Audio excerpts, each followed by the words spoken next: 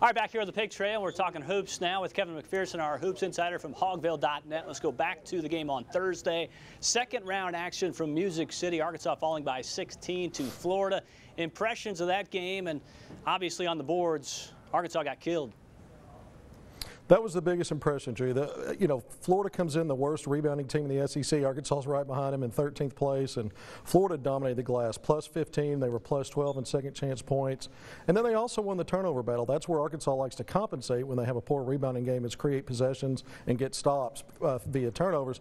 They were -1 in turnovers, and I just think that the Gators' experience really showed through. Arkansas tried to dictate pace early. They took an 8-point lead, and about the last 30 minutes, I thought the Gators slowed the game down, played their game, and Arkansas really struggled in half-court offense. We saw that. So it wasn't just the glass, it was the fact that Arkansas couldn't control tempo.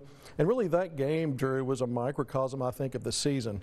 If you go back and look at how things started, when the schedule came out in late August, I predicted, I put my projections out immediately just looking at the schedule and what I thought Arkansas had coming in, and I had them at 17-14 and 8-10 in SEC play, with a ceiling of 18-13 and 9-9 and maybe on the bubble for the NCAA tournament. And that's how it played out.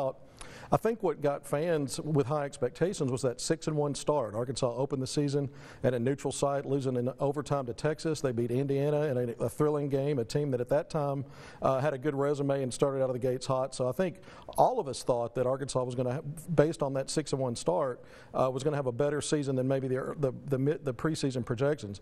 SEC play was a whole different animal. Before Arkansas even got there, Western Kentucky, Georgia Tech came on their home court and showed that this Arkansas team was going to struggle all season long. And if you go back and look at it, they had 18 games that were 1 or 2 possession margins inside the final 2 minutes.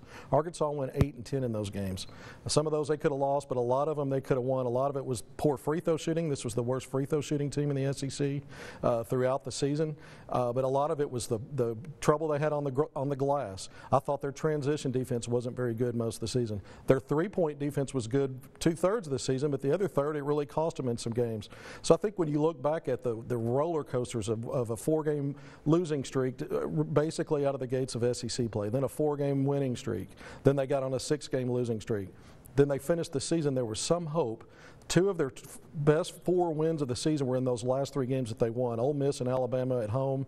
Going in the SEC tournament, there was some hope, still a flicker, that they might make the NCAA tournament with an at-large bid without having to get the automatic bid by winning the entire SEC tournament. That just didn't happen. They got stopped in that first game. And really, when you look back on the season now, we find out tonight if this team's going to get an NIT bid and extend the season. If not, there are some positives to build on. Obviously, Dan Gafford's going to be expected to leave for the NBA draft. But a guy like Isaiah Joe, one of the top freshmen in the country, and arguably one of the top players in the SEC. He certainly finished the regular season as the best three-point shooter, not only in makes but percentage. But guys around him, Reggie Chaney, Desi Seals, Mason Jones, even Jalen Harris, if he can improve on his perimeter shooting. There are some positives to build from there. Arkansas actually played well away from home. Didn't always get the finishes they wanted, but I think this team's got stuff to build on going down the road, Drew. All right, Ken, we've got about $1:30 left here. Let's go recruiting now. Sean Stith, this kid from Saddleback. He is visiting soon, I understand, has an offer from Arkansas. He told me today that he is going to visit the weekend of March 29th through the 31st. He will be making the trip with his mom and his brother. He told me he's very excited about the trip. He's got other schools. Oklahoma State's been the latest to show interest. He's got a host of mid-major offers from the Pacific Coast colleges. But I think Arkansas is in the driver's seat here.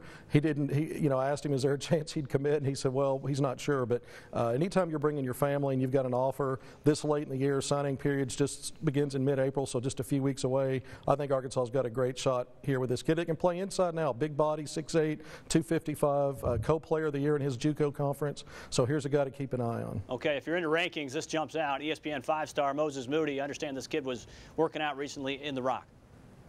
Yeah, I got to watch him work out yesterday. Later tonight, I'm going to put out some highlights of his workout. I got his measurables out on Twitter a little while ago. Kid gets bigger and stronger since the last time I saw him help North Little Rock to a state title a year ago. Now he's at Montverde Academy. He'll be playing in the Geico National Tournament that starts in April, but he was working out back home, talked recruiting. Arkansas, he said, one of the schools that recruits him the hardest and stays in touch. So a lot of high major offers. I know Duke's inquiring. Another blue blood that I won't talk about right now has made a call. So we've got to keep an eye on Moses Moody, but an outstanding prospect and definitely worthy of that 5-star status by ESPN. Great stuff as always from Kevin McPherson, our Hoops Insider from Hogville.net. More on Hogville from Kevin in the upcoming days and long term as well. Jalen Mason for a sit-down conversation in studio.